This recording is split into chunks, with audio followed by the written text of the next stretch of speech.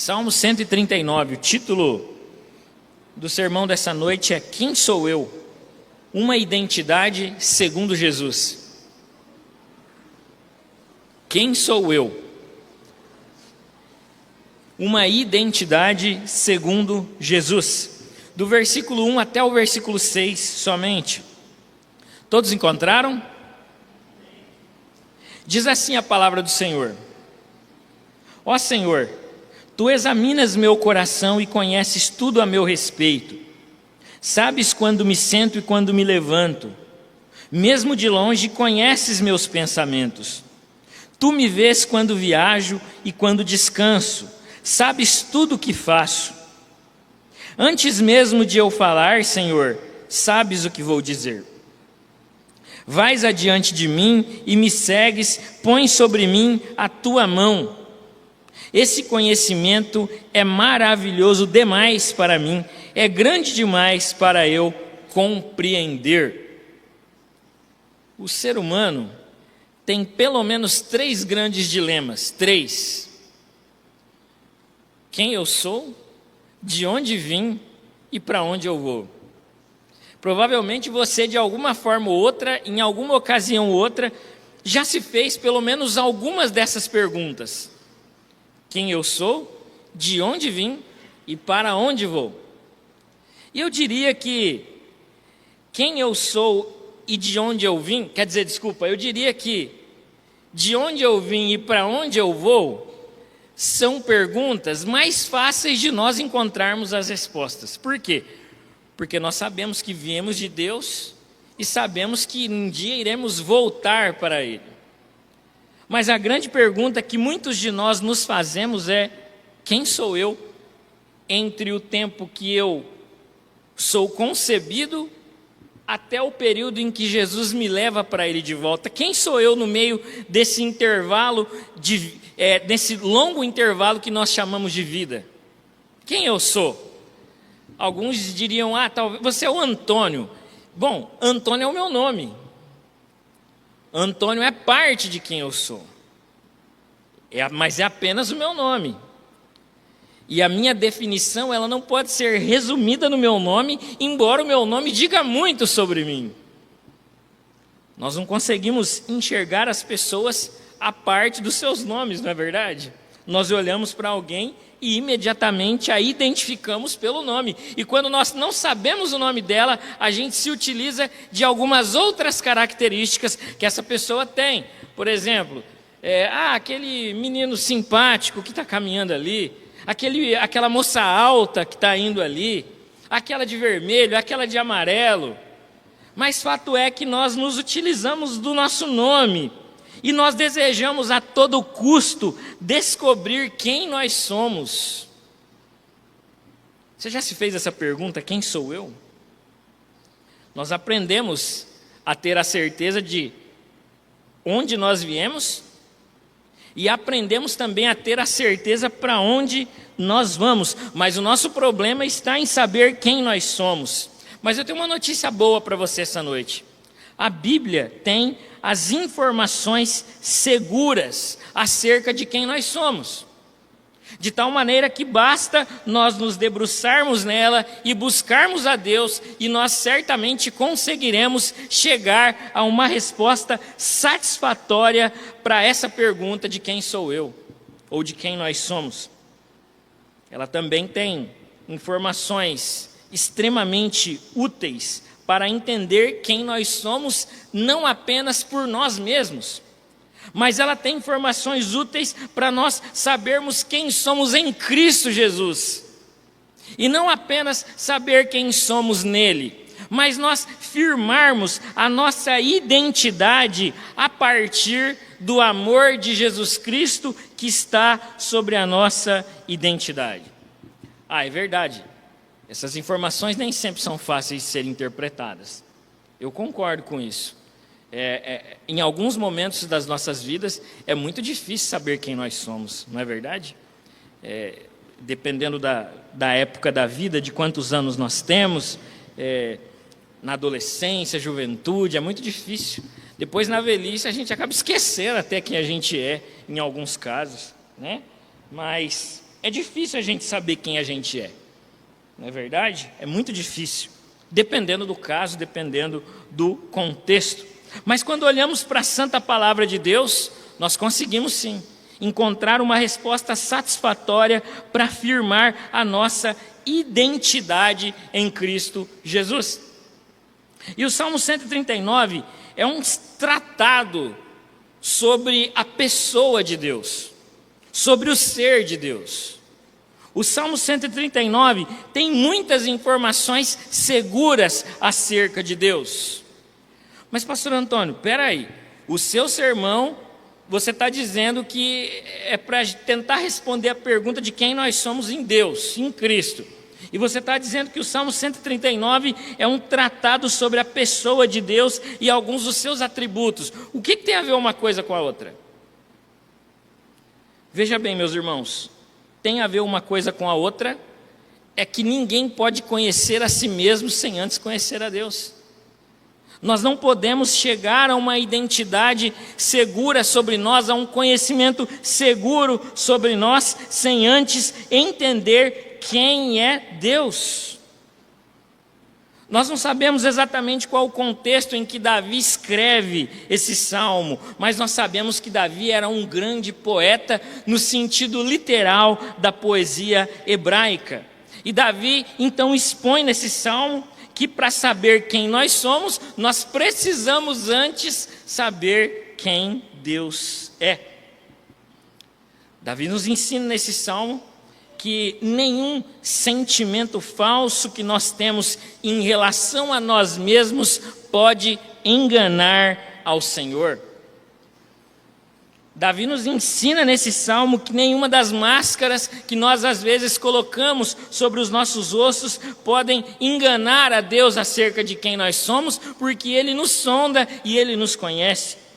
Davi ensina que os refúgios que buscamos para nossa alma se esconder de nós mesmos se revelam ineficazes diante de um Deus que sabe absolutamente tudo o que há para saber sobre nós. E o que nos resta fazer diante disso, após essa informação?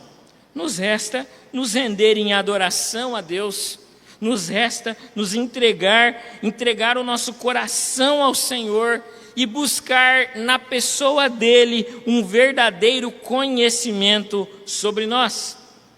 E Davi, nos versículos 1 ao 6, ele estabelece um ponto de referência para nós sabermos quem nós somos a partir de um conhecimento de Deus. É a onisciência de Deus. Você sabe o que é a onisciência de Deus? Onisciência de Deus é a capacidade de Deus de saber tudo o que há para saber. Não tem nada que Deus não saiba. Ele sabe absolutamente tudo o que há para saber de todas as coisas que existem e das coisas que nós não conhecemos. Ele sonda os pensamentos, ele sabe o que a gente pensa, ele sabe de absolutamente tudo. Seria mais ou menos isso o que é a onisciência de Deus. E Davi então apela para a onisciência de Deus para mostrar que nós precisamos buscar o Senhor a fim de saber quem nós somos. Por isso eu entendo, baseado nesse texto, que a imagem de Deus em nós reflete verdadeiramente quem somos. É isso que eu quero que você grava. A imagem de Deus em nós reflete verdadeiramente quem nós somos. Mas por que a imagem de Deus em nós reflete verdadeiramente quem nós somos?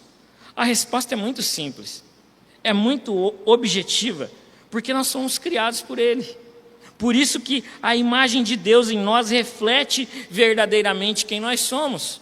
Nós somos feitos a partir das mãos do Senhor, nós fomos feitos a partir do sopro, do fôlego de vida que o Senhor deu lá no nosso primeiro pai ou no primeiro Adão.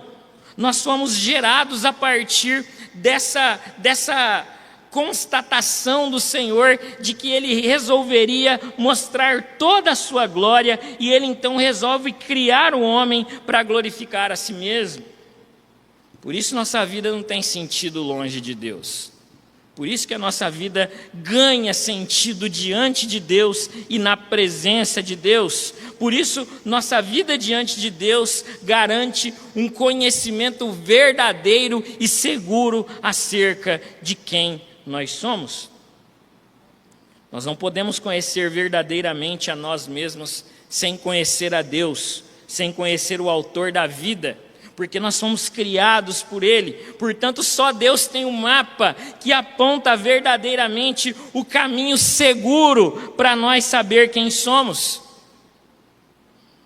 Isso significa, meu irmão e minha irmã, que sem conhecer a Deus, nós certamente não conseguiremos conhecer a nós mesmos. E que conhecer a Deus significa necessariamente saber quem nós somos. Sem conhecer a Deus, o autoconhecimento é como um mapa sem norte. Imagina só um mapa sem norte. Ninguém consegue se localizar num mapa sem norte. Assim é o homem que busca conhecer a si mesmo, saber quem é, saber mais de si longe da presença de Deus. Portanto, conhecer a Deus é encontrar esse mapa que tem um norte e que nos permite explorar o nosso próprio interior e descobrir quem nós somos, não a partir de nós mesmos, daquilo que nós dizemos, e descobrir quem nós somos, não a partir do que o mundo diz sobre nós, mas descobrir quem nós somos a partir do que Deus diz sobre nós e do que Deus espera que nós sejamos. Versículo 1 do texto diz: Tu me sondas e me conheces. A minha versão NVT diz: Tu examinas o meu coração e conheces tudo a meu respeito. Sondar no hebraico traz uma ideia de cuidado, de análise, uma análise criteriosa. Davi sabe que Deus sabe tudo a seu respeito. Não há nada nosso que esteja escondido e oculto diante de Deus. Às vezes a gente esconde coisas de nós mesmos, às vezes nós escondemos coisas nossas dos outros, mas Davi sabe que ele não pode se esconder de Deus e ele não pode esconder quem ele é diante da presença de um Deus que sabe absolutamente tudo o que há para saber.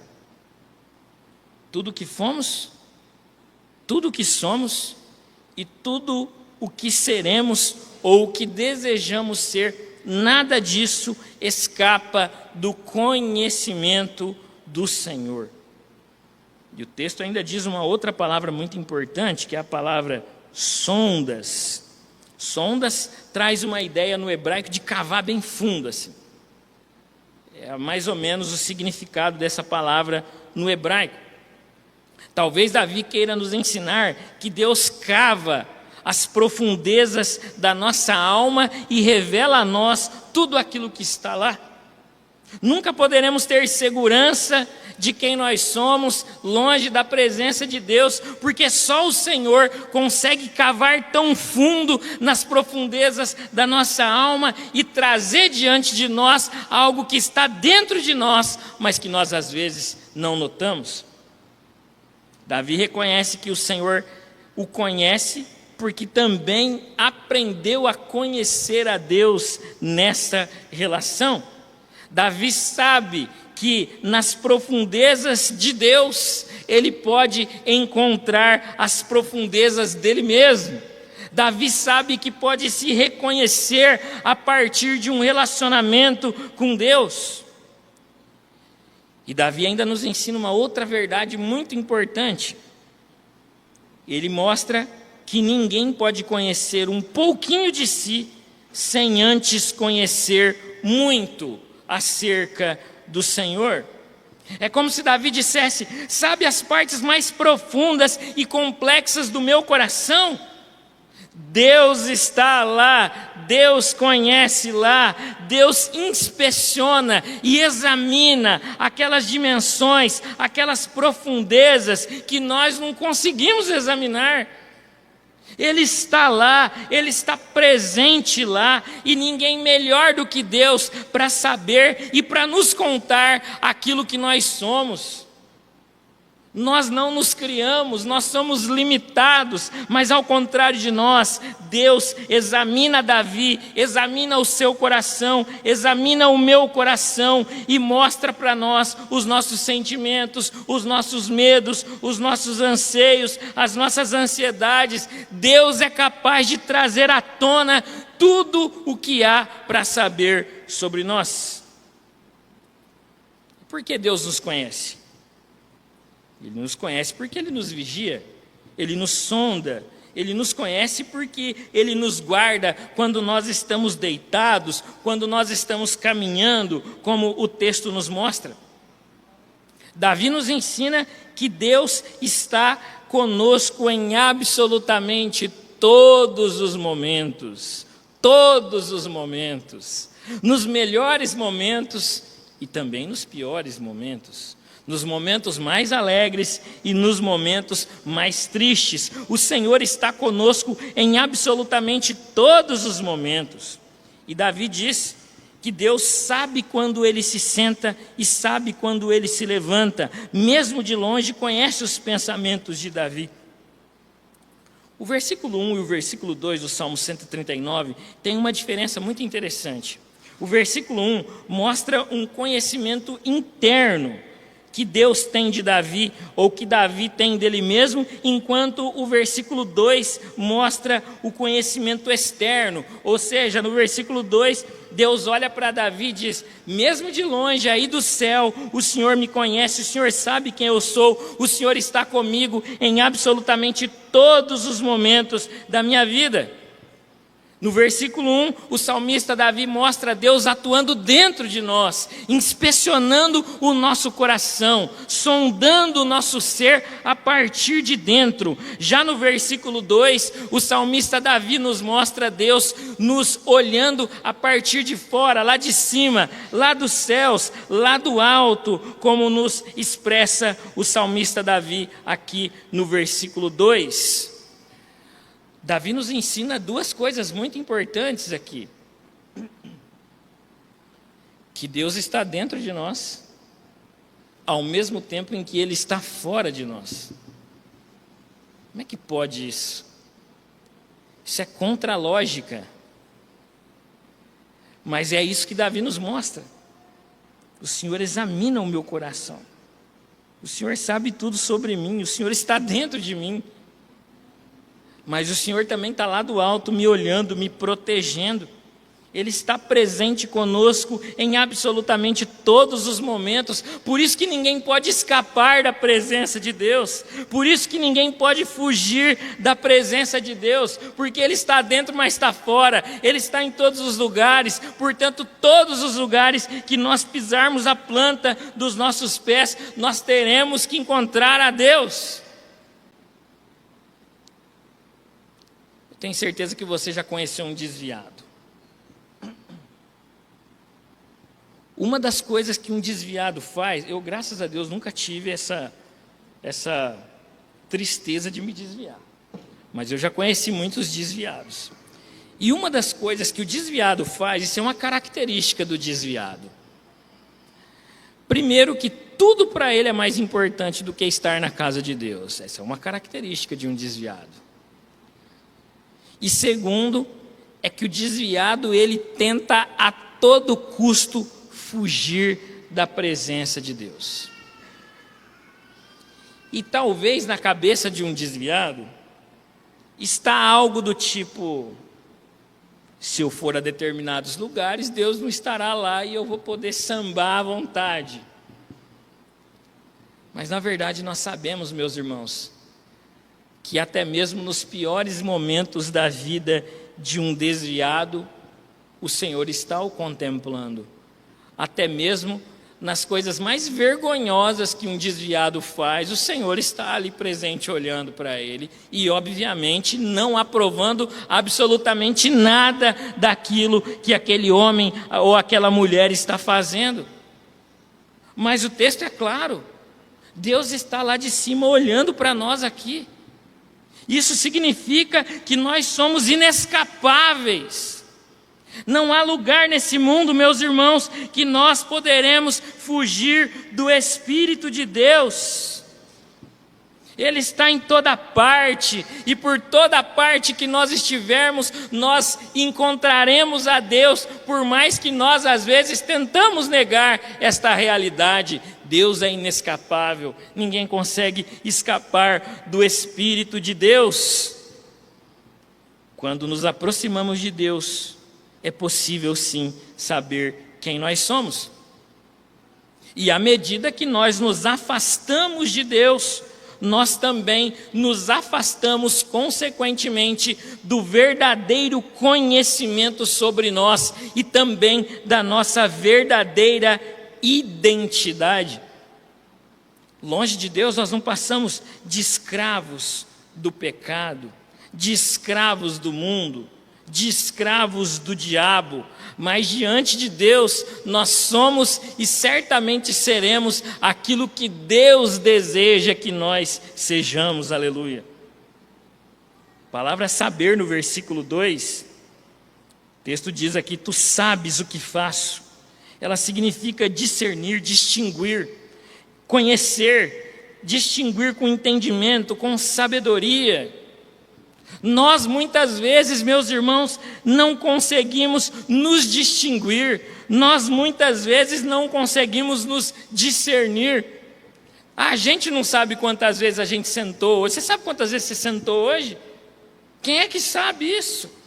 Mas o salmista Davi, ele está dizendo: olha, o Senhor sabe quando eu me sento, o Senhor sabe quando eu me deito, o Senhor sabe tudo, o Senhor está em todos os lugares.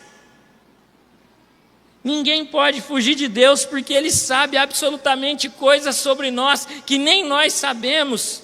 Nós às vezes não nos notamos, nós às vezes não nos percebemos, mas Deus sempre nos percebeu e sempre nos perceberá, porque nós somos alvo direto da atenção e do olhar de Deus para contar para nós aquilo que nós às vezes ignoramos.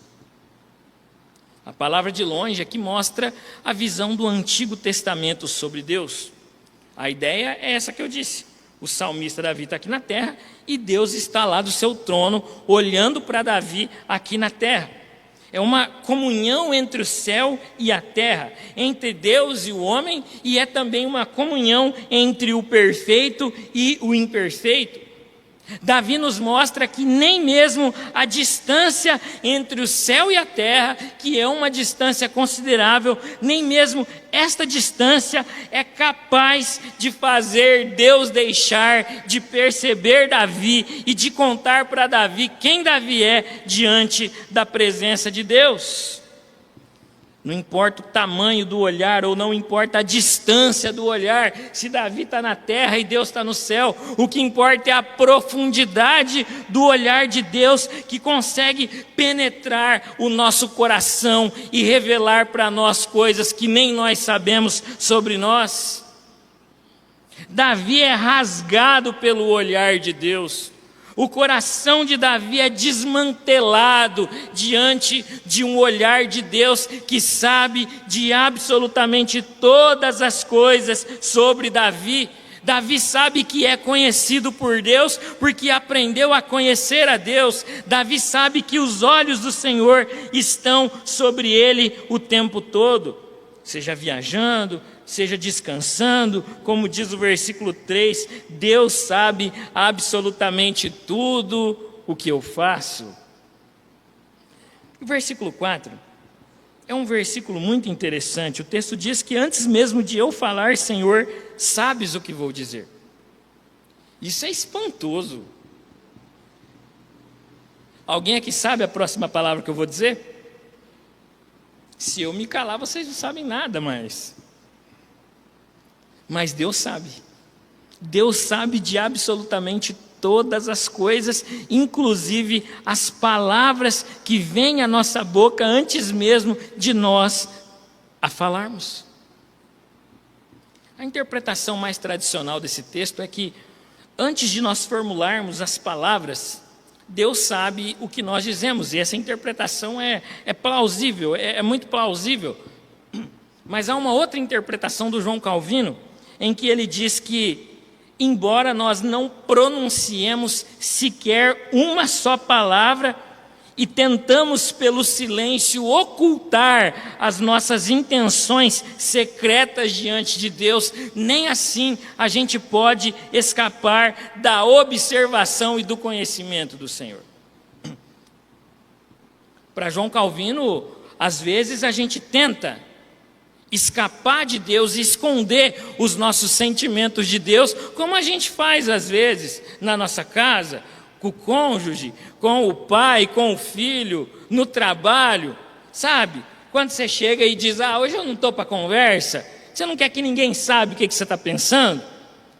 Calvino diz que diante de Deus essa tentativa é inútil. Porque se você se calar, Ele sabe o que você está pensando e Ele sabe aquilo que você não quer falar, apesar de você estar em silêncio. Ele sabe de tudo isso. E isso é extremamente espantoso. Nossa tentativa diante de Deus de um silêncio, nossa tentativa diante de Deus de nos calar quem nós somos, não passa de uma mera fraude, porque o Senhor está dentro de nós, Ele conhece o nosso coração, que é onde se formam os nossos pensamentos e também as nossas palavras. E essa interpretação de Calvino é muito importante, porque as palavras e ações são a única forma da gente saber as coisas sobre o outro. Não é verdade? Se o outro se calar, a gente não sabe nada. A gente pode tentar supor algumas coisas por algum comportamento manifesto. Mas a verdade é que isso não é um conhecimento seguro. Nós podemos sim ter alguma ideia. Todos nós sabemos, se uma pessoa estiver sentada em silêncio, a gente sabe se ela está brava ou não. Isso a gente consegue perceber. Mas o fato é, meus irmãos, que quando alguém se cala diante de nós, nós não temos mais absolutamente nada diante dessa pessoa. Nós não temos mais conhecimento sobre aquilo que essa pessoa está pensando ou não. Porque tudo aquilo que nós sabemos e aquilo que nós vemos dos outros é aquilo que ele nos conta. Você já tentou arrancar alguma coisa de alguém que não queria te contar? Conta aí, vai, conta aí. Conta para mim, prometo que eu não conto para ninguém. Se essa pessoa se cala, tudo aquilo que você tem são hipóteses. Se você tivesse certeza do que você queria saber sobre ela, você não precisaria perguntar. Não é verdade? A hipótese, ela se confirma mediante quando a pessoa te confirma aquela coisa. Quando ela te conta aquela coisa. Mas se essa pessoa se cala, a brincadeira acaba. Com Deus, meus irmãos, essa brincadeira, ela não tem graça alguma. Sabe por quê? Porque mesmo quando você se cala, o Senhor continua sabendo mais sobre você do que você mesmo, pois o nosso silêncio não impede o Senhor de esquadrinhar o nosso coração e de revelar para nós aquilo que nós tentamos esconder do Senhor. A gente pode até se calar nas palavras, mas a gente se esquece às vezes que Deus sabe ler corações e pensamentos. Que o nosso coração e os nossos pensamentos são lidos e interpretados por Deus como uma pessoa que pega um texto bem grande e lê ele. É assim que o nosso coração está diante de Deus, escancarado. Diante de Deus todo o coração está aberto, todo o pensamento é manifesto. Diante de Deus, nós não podemos esconder absolutamente nada, nem mesmo as intenções mais ocultas dos nossos corações. Você já se perguntou como Davi sabe que Deus sabe tudo a respeito dele? Davi teve várias experiências com o Senhor. E até mesmo quando Davi tentou fazer algumas coisas escondidas de Deus, o Senhor enviou o seu profeta para mostrar para Davi que ele não poderia esconder aquilo. Talvez ninguém jamais saberia desse fato, mas o Senhor sabe. Porque Ele está em todos os lugares. E o Senhor então levanta um profeta chamado Natã e envia até Davi para denunciar o pecado de Davi. Não é novidade para Davi que Deus sabe tudo o que há para saber sobre ele. Davi sabe que Deus está em todos os lugares, porque já experimentou esconder um pecado de todo mundo, mas que Deus foi lá e escancarou e corrigiu a Davi, para que Davi então pudesse ser alguém arrependido de cometer aquilo que ele cometeu. Davi sabe que Deus o sonda, Davi sabe que Deus o conhece, porque Davi teve essas experiências com Deus. É possível que Davi, assim como Jó, e assim como alguns de nós, Jó capítulo 42, 5, é possível que em algum momento da vida de Davi, e isso já aconteceu com muitos de nós aqui, que a gente olhe para Deus e diga alguma coisa do tipo: antes eu só te conhecia de ouvir falar, mas agora os meus olhos te veem. Antes eu só te conhecia porque alguém contava, Jesus, Deus, mas agora os meus olhos veem o Senhor. E eu tenho certeza que muitos de nós já passamos por experiências parecidas com essas. Mesmo quando os nossos olhos se recusam a ver o Senhor se recusa a deixar de nos ver. Ele está em toda parte, os olhos deles estão em todos os lugares, e nós não podemos escapar da presença de Deus. A imagem de Deus em nós reflete verdadeiramente quem nós somos. E o texto continua, os versículos 5 e 6. Versículo 5 diz: vais diante de mim e me segues, põe sobre mim a tua mão. Esse conhecimento é maravilhoso demais para mim, é grande demais para eu compreender. Essa imagem vívida transmite uma ideia de que Deus está presente em todos os momentos e em todos os lugares da nossa vida. Davi nos ensina que Deus não é apenas um observador distante, alguém que está lá num trono, lá em cima, olhando de braço cruzado, tudo que a gente faz, observando, e alguém passivo aos nossos erros, aos nossos acertos. Essa ideia desse Deus não é a ideia do Deus de Davi, de que Deus está de braços cruzados, olhando para a sua criação e não se envolvendo com nada daquilo que acontece aqui nesse plano. Esse não é o Deus de Davi. O Deus de Davi é um Deus que interfere nas nossas vidas, é um Deus que nos resgata do lamaçal de pecados, é um Deus que nos transporta das trevas para a luz. E eu sei que muitos de vocês sabem que já passaram por ocasiões em que não tinham forças para sair do lamaçal de pecado em que se meteram, se não fosse o Senhor intervir, descer do seu trono, te resgatar e te colocar de volta na luz. Esse é o Deus de Davi. É o Deus que vem aqui embaixo. É o Deus que está lá em cima, reinando no seu trono, mas é o Deus que controla as coisas aqui de baixo, é o Deus que interfere nas coisas do universo. Ele não é apenas um observador distante, esse não é o Deus de Davi, mas o nosso Deus, o Deus que nós servimos, é um companheiro constante que nos cerca por todos os lados.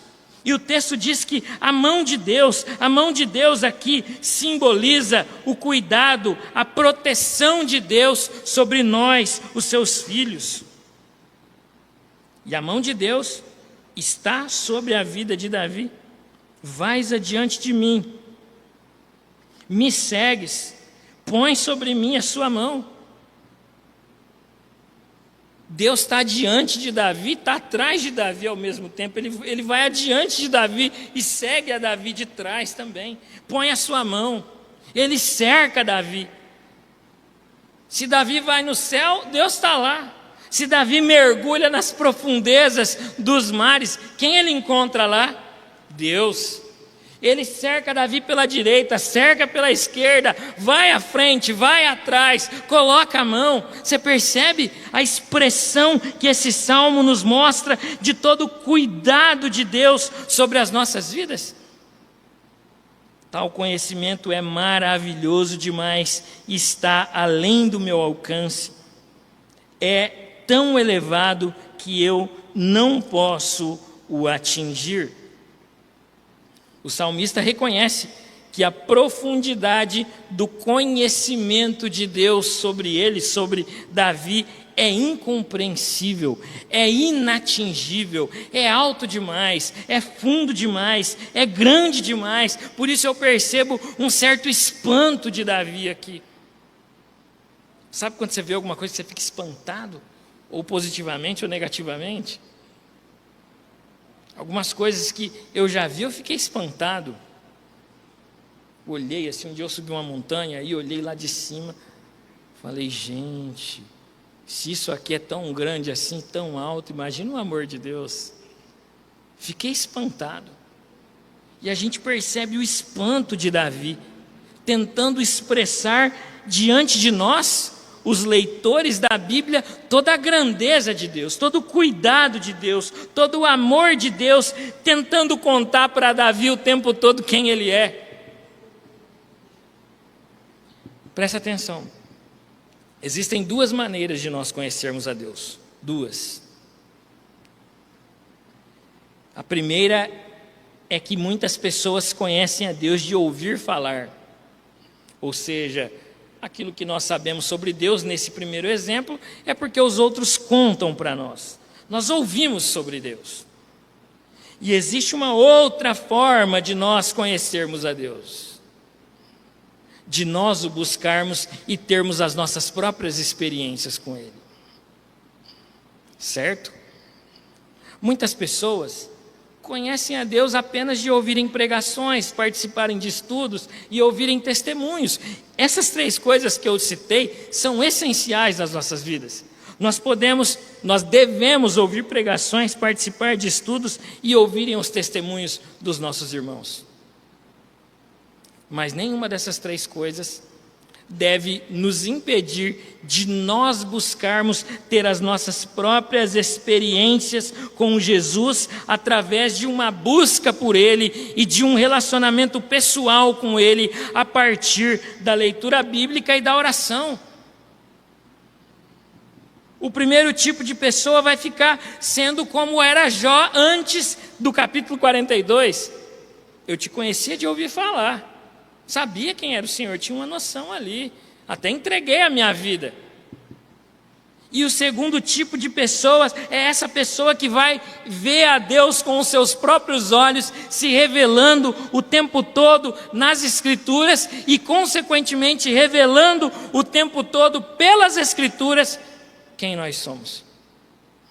E a pergunta que eu faço é: que tipo de pessoa é você? Você é do tipo de pessoas que só conhece a Deus por uma espécie de intermediação? Ou você é alguém que conhece a Deus por meio da palavra do Senhor, falando e ouvindo a Deus? Meus irmãos, quando nós conhecemos a Deus, nós descobrimos muito mais do que Ele mesmo. Nós descobrimos nós. Quando nós conhecemos a Deus, descobrimos o nosso tamaninho em relação a toda a imensidão de Deus. Quando nós conhecemos a Deus, descobrimos que somos gota, enquanto o Senhor é um oceano que jorra água viva sobre nós. Descobrimos a nossa limitação à medida que contemplamos a grandeza e o poder de Deus. Deus é a fonte mais segura para nós sabermos quem nós somos. Sem Deus, meus irmãos, algumas descobertas que nós fazemos sobre nós podem até ser verdadeiras, mas sempre serão parciais. Sem Deus, sempre faltará algo. Tentar conhecer a nós mesmos sem Deus é conhecer um pouquinho sobre nós, mas não conhecer a Deus significa também não conhecer muito sobre nós. Não há outra maneira de nós conhecermos a nós mesmos, de saber quem nós somos, sem buscar a Deus e conhecer esse seu atributo, que é o atributo da onisciência. Só Deus é capaz de nos observar e contar para nós coisas sobre nós que nem nós mesmos notamos, e Ele está fazendo isso o tempo todo. Ele está se revelando para nós, Ele está nos revelando para nós, Ele está contando coisas para nós que nós não sabemos sobre nós e que nós jamais saberíamos sobre nós sem a presença abençoadora de Deus. Mas a grandeza de Deus não para por aqui, porque Deus não está apenas observando a nós, como eu disse agora há pouco, mas Deus está interferindo o tempo todo em quem nós somos. Deus não é apenas aquele que nos observa, Ele é aquele que nos muda, Ele é aquele que nos transforma, Ele é aquele que troca o nosso coração, Ele é aquele que muda a nossa vontade e a nossa disposição. Nós não podemos fazer isso. A gente não pode mudar a nós mesmos. A gente não muda nem a nossa disposição do nosso coração. Você já tentou alguma vez fazer alguma coisa simples sobre você mesmo que você não conseguiu e se frustrou? Pode ser até mesmo alguma coisa da sua personalidade. Eu gostaria de ser mais assim, mas não consigo. Já aconteceu isso com você? Eu gostaria de melhorar essa área aqui. Aí vai lá, acontece uma ocasião, e o que você faz? Age do mesmo jeito como você sempre agiu. O que significa isso? Senão que nós somos extremamente limitados e não podemos mudar nem a nós mesmos. Enquanto o Senhor muda tudo aquilo que Ele deseja. Ele pega lá um rei poderoso e faz esse rei de seu servo e usa esse rei, apesar desse rei não ser alguém que é um adorador do nome do Senhor. Ele muda a nossa disposição, Ele muda o nosso caráter. A luta contra o pecado é um exemplo disso. Às vezes a gente não consegue lutar contra o pecado. Quer dizer, na verdade a gente nunca consegue lutar contra o pecado sozinhos, né, meus irmãos? Porque nós amamos o pecado. Essa aqui é a verdade. É verdade que quando o Senhor nos transformou, a gente, com o coração transformado, a gente passou a odiar o pecado.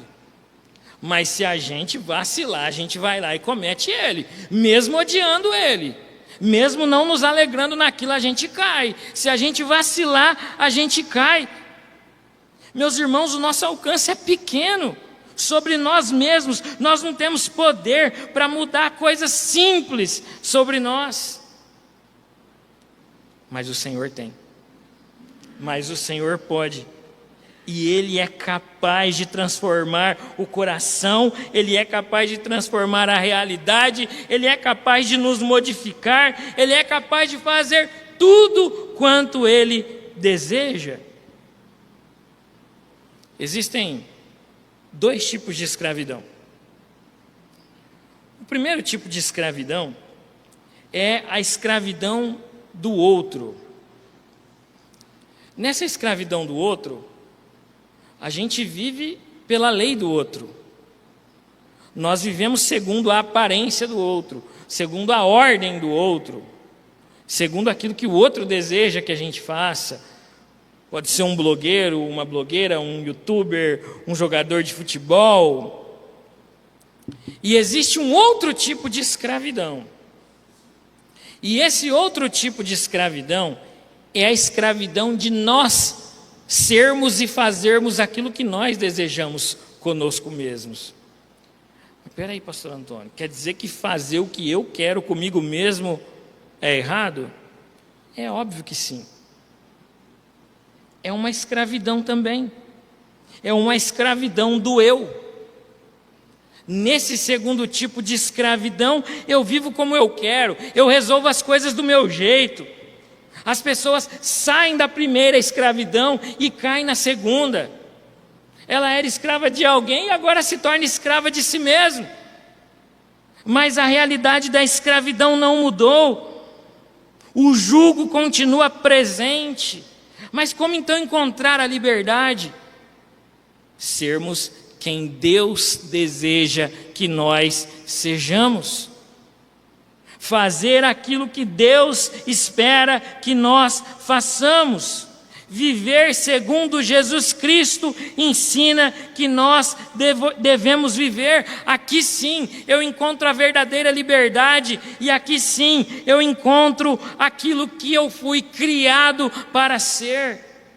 Fora isso é só escravidão, é só perdição. Você já viu aquela pessoa que diz assim: não, quando eu quiser parar de fazer isso, eu paro. Então paro, não, mas eu não quero agora. Aí ela nunca quer.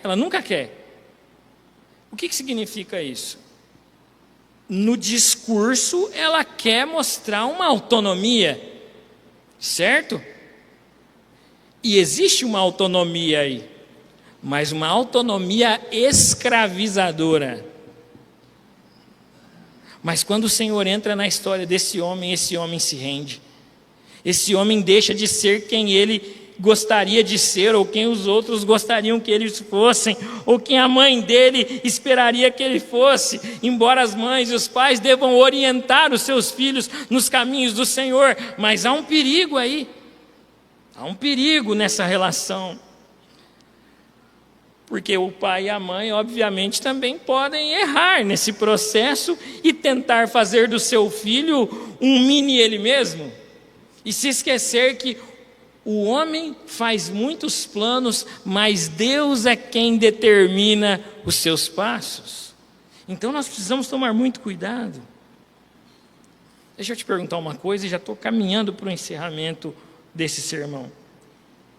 Você já desejou ser outra pessoa? Quando a gente é criança, às vezes, a gente quer ser outra pessoa. Personagem, sei lá, alguém assim. E uma outra pergunta: você já tentou ser outra pessoa? Eu tinha uma fantasia de um super-herói quando eu era criança. Quando eu estava meio assim, eu colocava aquela fantasia e realmente, no primeiro momento, eu me sentia muito poderoso. Aí eu descobri que nada daquilo que aquele herói fazia eu poderia fazer, e ficava frustrado de novo. Ou seja, o êxtase por colocar a fantasia durava 2 minutos. Aí depois eu pensava assim: mas peraí, quer dizer que colocar a fantasia que é igual àquela uma lá não me torna ele? É isso? É exatamente isso. Colocar a fantasia não nos torna alguém, não nos torna aquilo que nós desejamos ser. Botar um tênis do Neymar não significa que a gente vai ser ele. A gente vai continuar sendo a gente mesmo, mas com um tênis do Neymar. Só isso. Você vai continuar sendo você. Nada pode mudar quem você é. Você foi criado por Deus para ser exatamente quem você é. Mas tem um personagem nos filmes que é o mestre do disfarce. É o Sherlock Holmes. Ele se disfarça de qualquer coisa. Quem já leu aí sabe. Ele é bom. Se disfarça de tudo quanto é coisa que ele se disfarça para conseguir descobrir o crime e resolver aquele mistério. Ele vai lá e se disfarça e sempre tem sucesso. E o que é um disfarce? Um disfarce é uma tentativa de ser quem não é. Um disfarce é uma tentativa de se passar por uma outra pessoa, ou por uma outra coisa, ou até mesmo por um animal, como já foi o caso do Sherlock Holmes.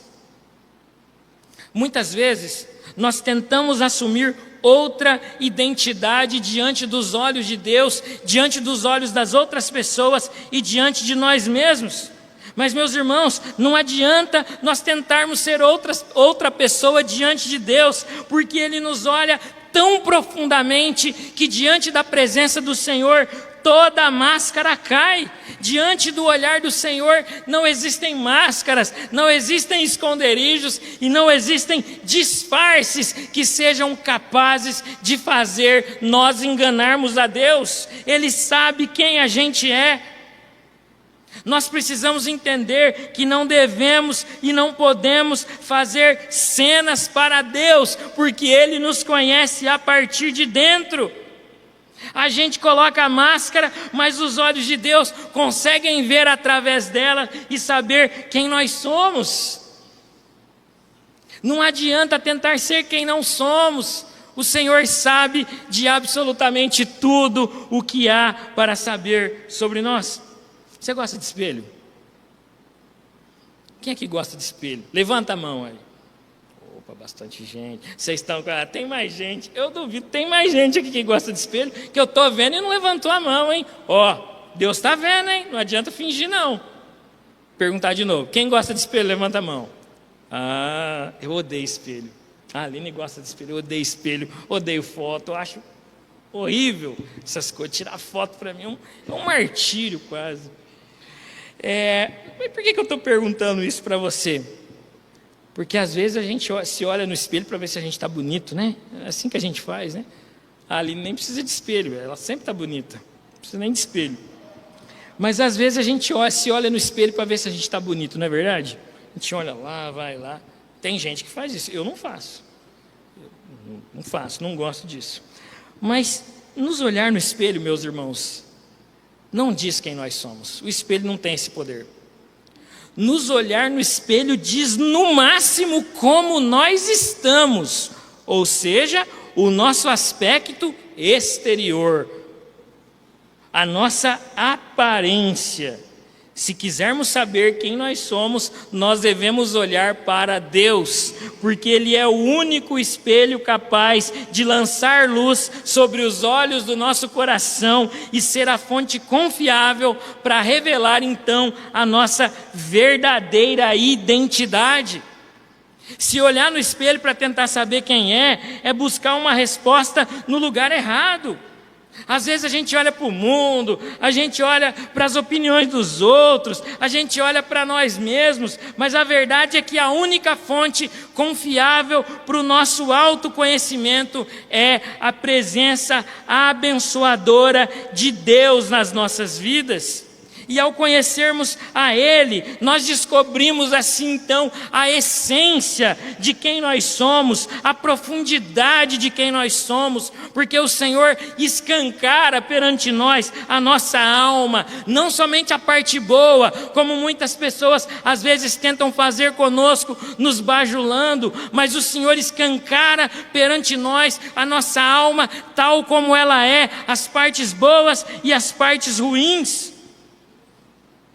Buscar a Deus para saber quem somos é como se olhar num espelho perfeito e reconhecer a própria imagem da sua essência, livre de distorções. Deus não aceita personagens. Deus não aceita imitações. Deus não aceita máscaras. Deus não aceita disfarces. Portanto, nós precisamos parar de tentar ser quem Deus não deseja que sejamos e buscar sim ser a quem o Senhor espera que nós sejamos. E o melhor caminho para isso é conhecer a Deus e colocar a nossa vida e o nosso coração diante da presença santa do Senhor. A imagem de Deus em nós reflete verdadeiramente quem nós somos. Curva a sua cabeça e feche seus olhos. Quero orar por você.